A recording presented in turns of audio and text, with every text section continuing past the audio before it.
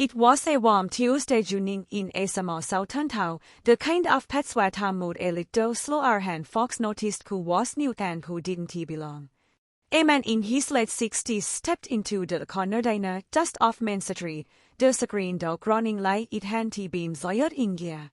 He walked with a quiet dignity, a pride, deliberate, his frame broad beneath a weathered jacket and his eyes combat tired. On the gear of that jacket, a faded patch, Vietnam veteran. The tall man took a seat near the window, where the golden light of the setting sun stilled across the linoleum floor. His name was Raymond Carter. He had served to tour in Vietnam, returned to a country that barely acknowledged his sacrifice, then spent the rest of his life building a modest but honest life in a world that often seemed set on reminding him of his past. But he was not a man who bowed his head easily. He had faced too much, seen too much, swallowed too much to life ashamed of his skin, his service, or his truth. Raymond had meant to stop in this diner. He was passing through on his way back home after visiting his daughter in law. He wasn't hungry at first, but there was something about the quiet hum of the pets, the smell of grilled onions and butter that pulled him in. The diner was sparsely populated, two old men arguing about baseball at the counter, a young couple in a booth, and a waitress refilling coffee with practices. She approached his table, notebook in hand, her smile polite but rehearsed. Her name tag read Emily. She couldn't have been more than TW25, with pale skin, bright eyes, and a nervous energy that belied her practiced manner. She glanced at Raymond. Then for a moment her smile faltered, not in judgment, not in fear, but in recognition. The kind that registers not just a person, but the weight they carry. "Good evening," she said softly, the kind of voice you use in church. "Can I get you started with something to drink?" Raymond nodded. "Water is fine. And I'll take the sirloin. Medium. Baked potato. No sour cream." She scribbled it down quickly, nodded, and disappeared behind the counter. Raymond glanced around the room. A couple of faces lingered on him longer than necessary. An old man with a trucker hat shifted in his seat. He knew that look. He did not it since he was a boy sitting in the back of a Mississippi bus, then he knew it still as a veteran walking into spaces that asked silently, "What are you doing here?" But Raymond had long since stopped shrinking himself to make others comfortable. 15 minutes passed before the steak arrived, perfectly grilled, steam rising from the plate. Emily set it down gently before him, then paused. She looked around quickly, then leaned in slightly, her voice low, almost a whisper. "Just 5 words. Thank you for your service." Raymond froze. Not because the words were unfamiliar, though truthfully he didn't hear them often, but because of how she said them. Not out of obligation. Not like a phrase she'd been told to repeat to veterans. There was something in her tone, an ache and understanding, a kind of apology. He looked up at her, Fox suspended in midair. She hesitated, then added just as softly, "My granddaddy served too. World War song. They buried him in a segregated cemetery. Said he earned medals but never got them." Raymond swallowed hard, setting his fork down. The steak suddenly didn't matter. He studied her face. Behind her polite smile was something unspoken, a Greek passed down, a truth carried in silence. He was black. Raymond asked, though he already knew. She nodded once. "Matter is say. Folks don't talk about it much in my family. Not out loud. But I grew up hearing this story. Heard what it did to him coming back at home, not being able to sit at a lunch counter in his own uniform." Raymond exhaled. A slow, matured breath. Something in his chest tightened. For a moment, the year between him and that WTOIN jungle collapsed. He could hear the distant drum of helicopters. He remembered the jungle rat, the fight, the smell of napalm, and the moment he realized coming home didn't mean coming back. He gestured to the seat across from him. "You got a minute?" Emily glanced back at the counter. We got a few. She sat down, keeping her notepad in her lap, eyes alert but open. Raymond folded his hands, eyes locked on hers. 1970. I was 19. They sent me into the jungle like we were going to save the world. I can BSK missing half my platoon and a part of myself I never got BSK.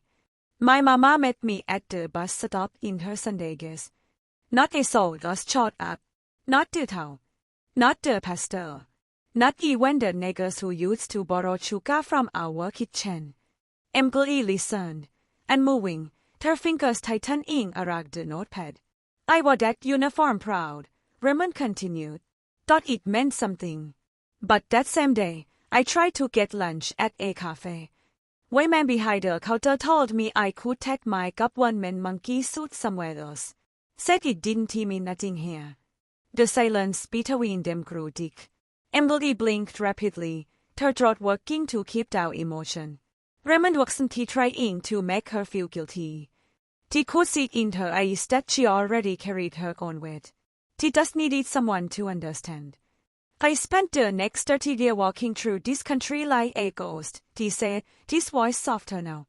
Got dogs where I kept my head down.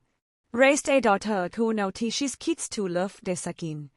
But you were the first white person to look me in the eye and say that like it mattered. Emily didn't tease right away. Her voice was a whisper when it came. It does matter. I wish more people knew what was done to you and still gets done. Raymond's lips curled slightly, not into his smile, but something gentler, a crack in the hardened shell of memory and disappointment.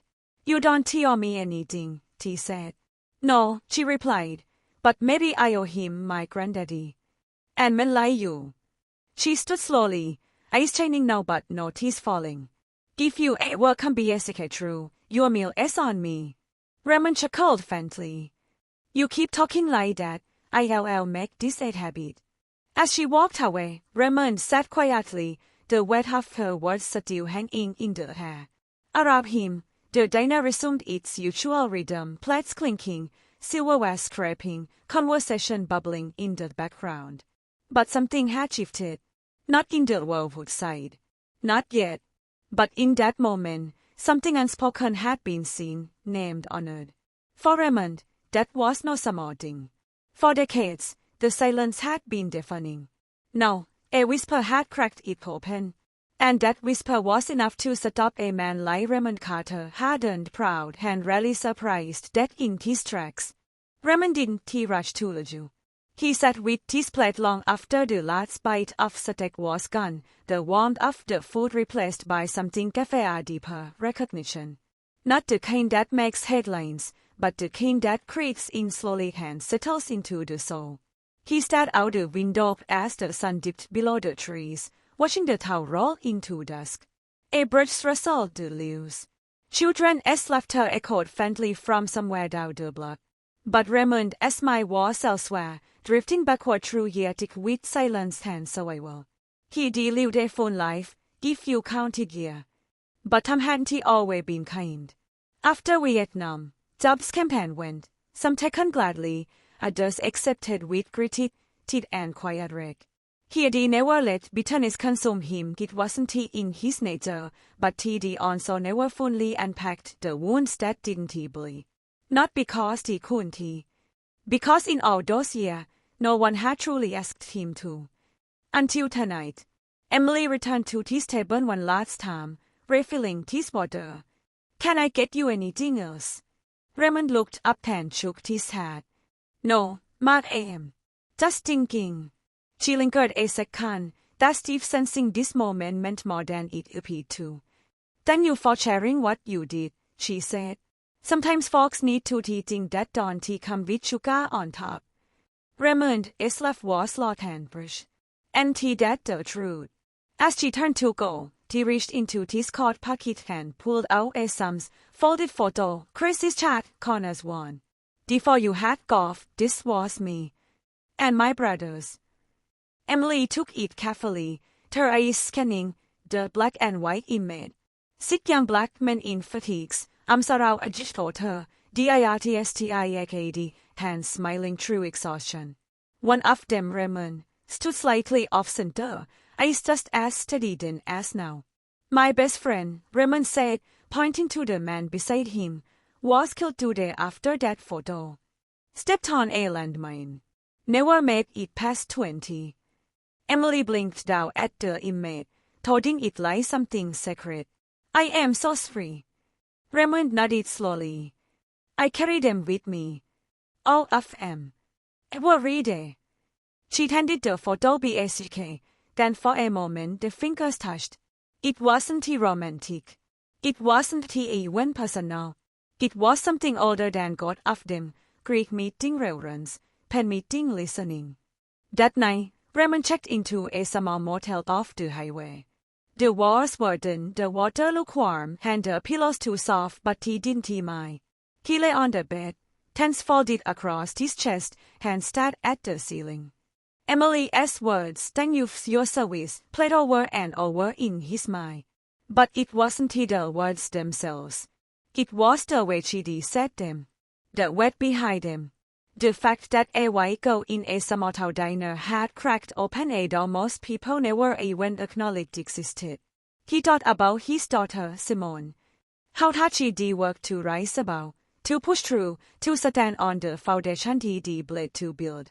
He thought about the way she taught her students that history was not a dry list of dead scanned names, but a living, breathing truth, one that could either set you free or shackle you, depending on how much of it you were willing to face.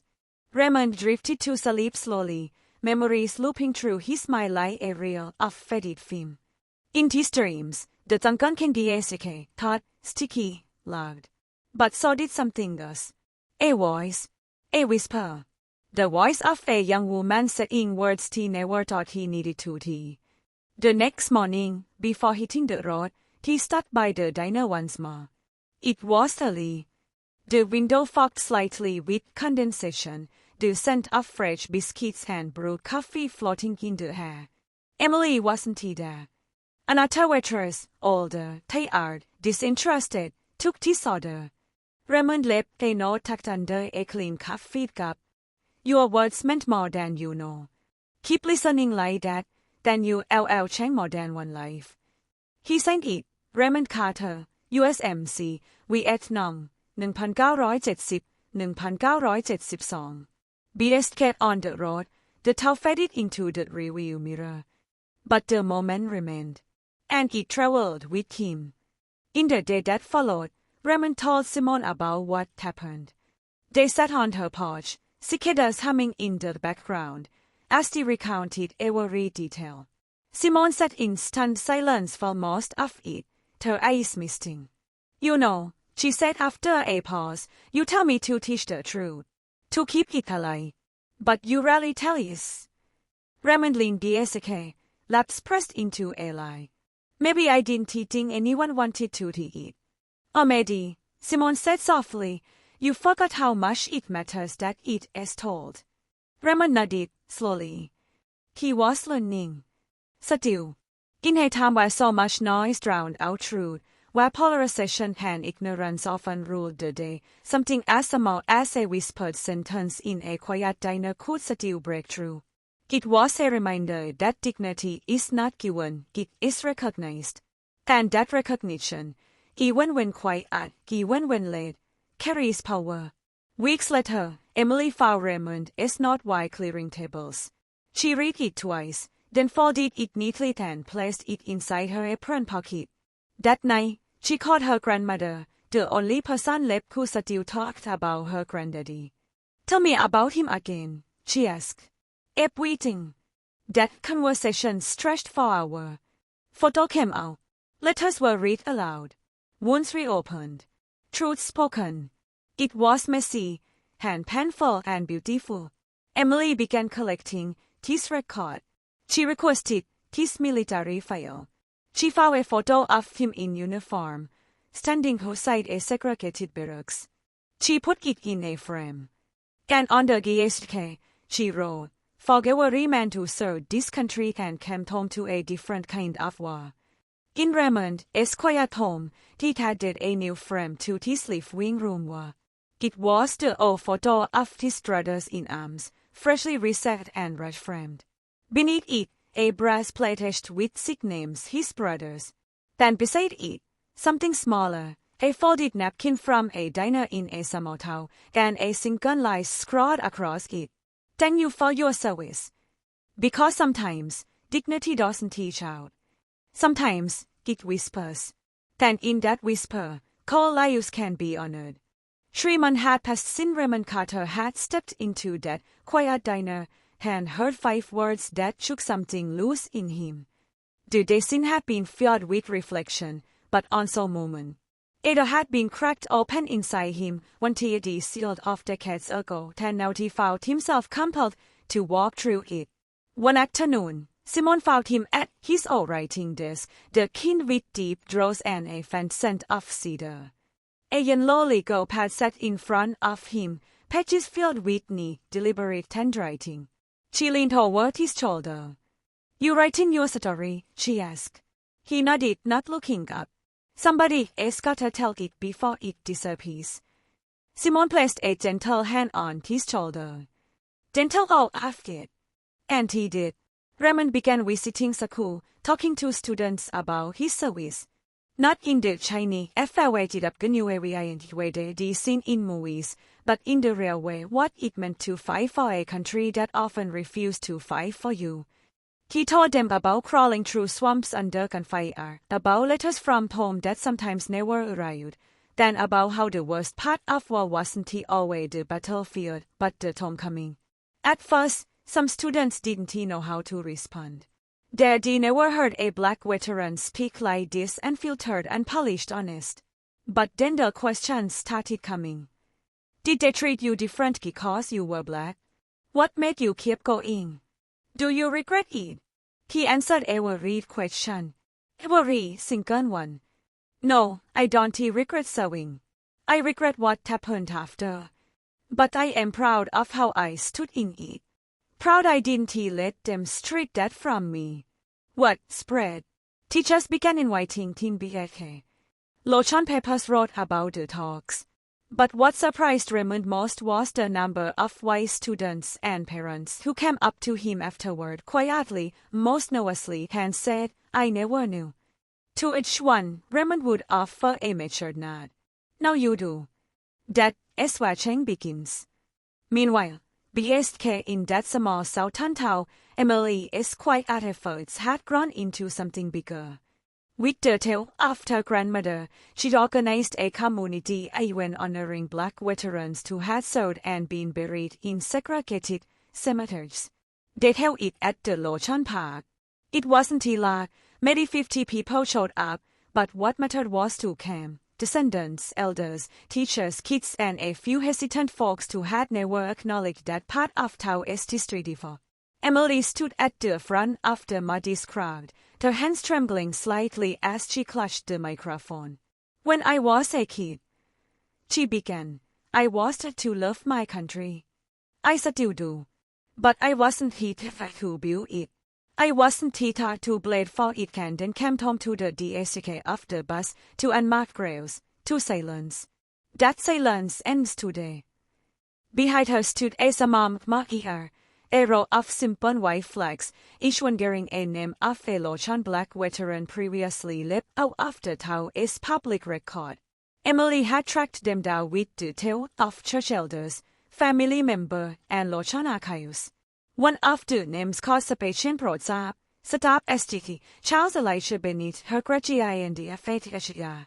After the ceremony, someone asked her what made her start this journey. She smiled softly. A static and a sentence. News of the event reached Raymond through a Facebook message from a teacher he met during one of his school talks. The photo showed Emily standing beside the flags, tears in her eyes, hand over her heart. Raymond stared at the image for a long time before slowly setting the phone down. Then he picked it up again and dialed her number. She answered on the third ring. Hello, Emily. This is Raymond Carter. There was a pause. Then, Mr. Carter. I wasn't sure you'd ever call. I saw what you did, he said. That my That's a beat. She was quiet. Then her voice cracked. I thought it was enough. It was more than enough, he said. You didn't, he just honor your family. You honored mine too. There was a long silence. A good one. You know, he continued, I really got an old friend who teaches history at the University of Indies. They're redoing a series on underrepresented veterans. If you would be willing. I think your story belongs in that room. Emily blinked on her end of the line. You mean me? I do. You listened. Then you acted. That is history too. And just like that, the connection born over a plate of steak and a whisper evolved into a chat mission. Over the following month, Raymond and Emily appeared together on panels and podcasts, speaking at colleges, veterans groups, then even city council meetings. The message wasn't angry. It was truthful. The partnership, unconventional as it seemed on the surface, a grizzled black marine and a young white waitress captured people as prods up. But it was the story that captured hearts. In one interview, a toast asked Raymond what kept him going after all this year. Raymond leaned into the mic. I really learned something, he said. Justice doesn't always come in the thunder. Sometimes it come in a whisper. And you better be listening when it does. The room fell silent. Later, Dusty and Emily walked upstage. She turned to him. Do you ever wonder why that day, of all day, you stopped at my diner? He smiled faintly. I don't wonder. I know. I was meant to. Sometimes the fight for dignity isn't in the courtroom or the battlefield. Sometimes it happens in a quiet diner between two people willing to see each other. And when that happens, when truth is spoken, when recognition is offered freely, when silence is broken by 5 simple words, the world changes. Maybe not all at once, but forever. Winter had crept in slowly, frosting the edges of the world. In Washington, D.C., Delta carried the scent of burning wood and wet pavement, and Raymond stood at the steps of the National Museum of African American History and Culture, staring up at the towering bronze latticework. He had been to the Capitol before, years ago, but this was different. This time, he did come not just as a tourist, not just as a veteran, but as a voice. Emily joined him a moment later, wrapped in a scarf, cheeks red from the cold. She looked up at the museum beside him, awestruck. Never thought I'd end up here with you. Raymond chuckled. Neither did I. Life is funny like that. They were both invited to speak on a panel titled Unheard Valor, Black Veterans and the American Story. Raymond would be a featured guest, sharing his personal story, his advocacy, and what had happened that night in the diner. Emily, initially hesitant, had been asked to contribute a personal reflection about listening, legacy, and her family as buried truths. Backstage, as they prepared to take the stage, Emily turned to Raymond. Do you ever wonder if it is enough? Sharing story. Talking to crowds. Raymond took a long breath. Thoughtful. Truth, he said. Sometimes. But story builds memory. And memory shapes justice. Without story, district gets rewritten by the loudest voice in the room. Not the truth. She nodded slowly. Then let us speak truth. The event was packed. The sons of veterans sat in attendance, many in uniform, some in wheelchairs, others with medals pinned proudly to their chests. In the front row, Simone sat holding her young son, Raymond's grandson, his first time in a museum dedicated to this heritage. When Raymond stood to speak, he didn't read from a page. He spoke from memory. He told the room about the jungle, the ambushes, the silence after the war, and the deeper wounds of being erased from the American narrative. He told them about sitting in that diner, about a simple sentence delivered with the weight of 100 unspoken apologies. Then, he paused. I almost didn't stop that night, he said. But something told me to. And I am glad I did. Because that one conversation reminded me our stories still matter, even if the world is trying to bury them. When Emily spoke, her voice trembled slightly. She talked about her graduate and the FATHA, about finding his name, about growing up with happy truths. But mostly, she talked about what it meant to listen. I used to think history was just something that happened, she said. But I really learned history is also what is hidden, what is silenced. And we all have a choice to live it that way or to face it, even if it is uncomfortable. Especially then. The applause that followed wasn't thunderous. It was respectful, deep, like the weight of generations had briefly risen to the surface and bowed its head.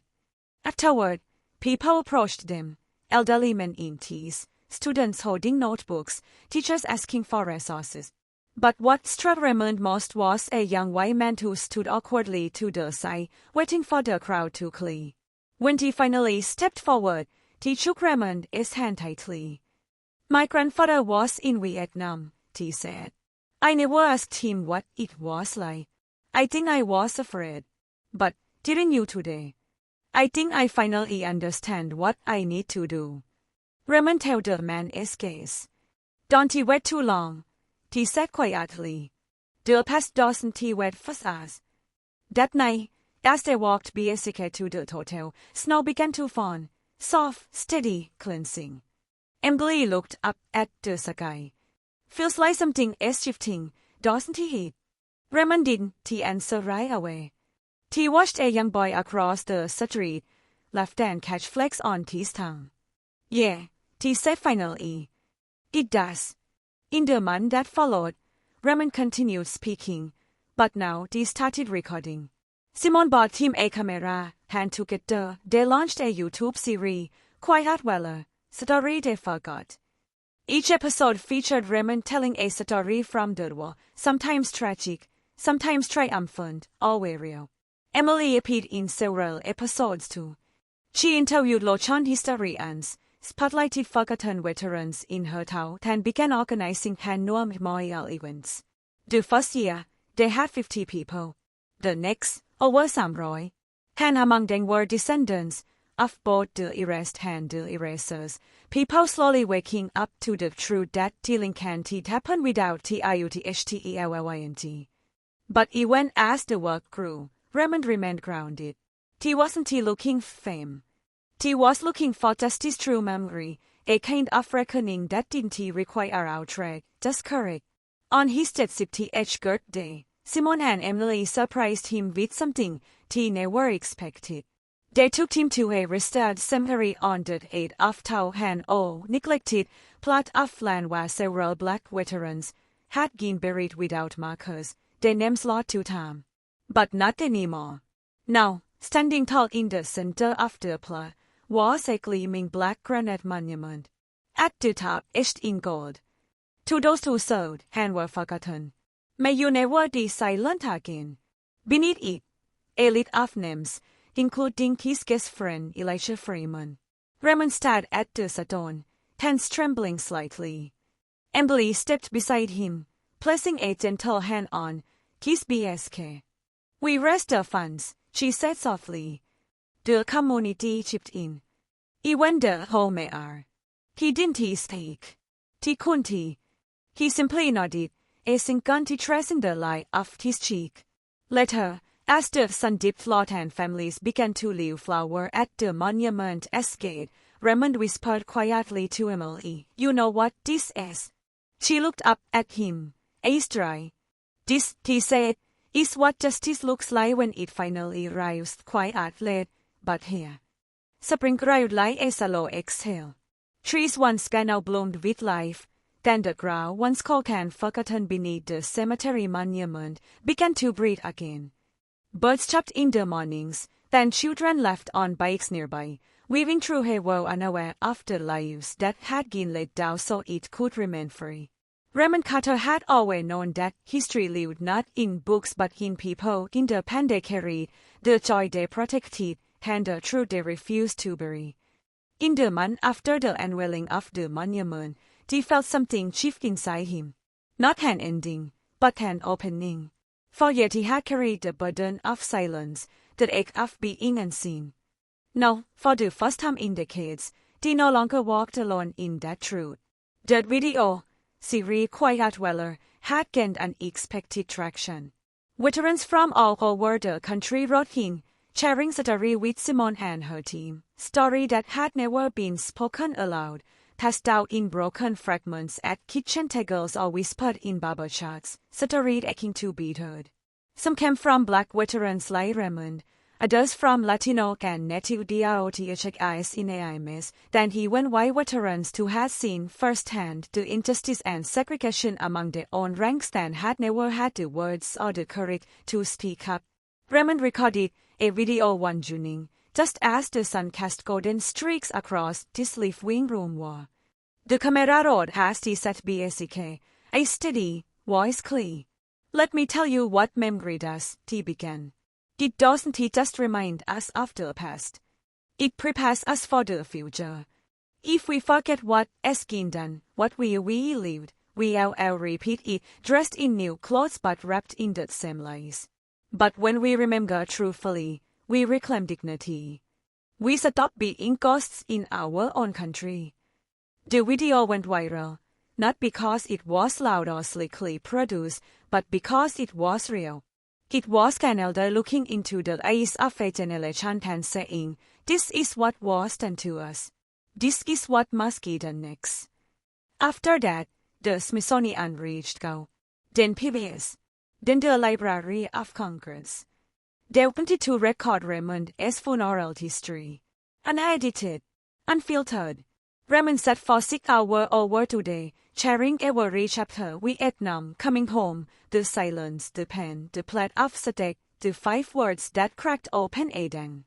When they finished, the interviewer, a young black historian with quiet reverence in his tone, shook Raymond's hand and said, "You just filled a gap that has been waiting too long." But through it all, Raymond remained the same. Humble. Steady. Still walking the same gravel path through this neighborhood, still attending church with Simone and his grandson, still wagging 2 niggers from this porch swing. Recognition had come, yes, but Raymond never sought recognition. He sought restoration. One Sunday morning, Simone joined him for breakfast, bringing him a small package. "Something came for you." Raymond opened it carefully. Inside was a medal, tiny but intact, and a letter from a military archive office. They had reviewed his service record after seeing one of his interviews. The medal was one he earned but never received, an oversight, they wrote, that no longer reflect the values of this nation's armed forces. He held the medal in his hand for a long time. Then he looked up at Simone. "I don't need this," he said. She smiled. "I know you don't." He set it on the table gently. "But I'll keep it. For them. The ones who never got one at all." In Emily's town, the second annual memorial for forgotten soldiers had become a fixture. Lochan High School partnered with community elders to research Black veterans buried in unmarked graves, adding new names to the growing war each year. Churches held giant services. Formerly segregated cemeteries were being mapped and preserved. What began with one whisper had become a collective voice. Emily herself had grown into a quiet Lochan leader, sticking not with authority, but with conviction. She had gone BSK to school to study community history and memory, driven not by guilt, but by responsibility. During one of the talks together, Raymond turned to her during a Q&A session and said, "You really done more with a whisper than some people do with a microphone." Emily laughed, blushing. "That whisper came from you." Raymond shook his head. "No. You just knew how to take it." They both understood something most people never would. Sometimes justice comes not from system but from people who decide not to look away. One summer afternoon, Raymond visited the diner again. The same screen door creaked open. The booths had been updated, The floor tiles polished, then a new photo hung behind the register, a black and white snapshot of Raymond, smiling beside Emily in front of the monument. About it, hand-painted identity in soft scratch were 5 words. Thank you for your service. Emily greeted him at the door, same as before. This time, she slid in across from him without needing to ask. You want the salon again? He chuckled. You already know. They sat in comfortable silence as the world moved around them, car passing outside, the buzz of conversation in the air. No fanfare. No cameras. Just 2 people bound not by blood or past, but by true chat and honor. As Raymond ate, he thought not of the jungle, not of the cruelty or the silence or the years spent in the shadows. He thought of his grandson, 10-year-old now, confident, full of questions. He thought of the names on the monument, of the voices still waiting to be heard, of the story that would never die so long as one person chose to carry them forward. And he thought of 5 simple words, whispered by a waitress in a place where silence once ran, that reminded him who he was and why he survived. When he left the diner, he paused at the door, hand on the frame. He turned BSK to Emily and nodded. Keep listening, he said. That is where the healing starts. And with that, Raymond stepped BSK into the light, then old soldier with his head high, his story no longer buried, his dignity intact. Not just remembered. Restored.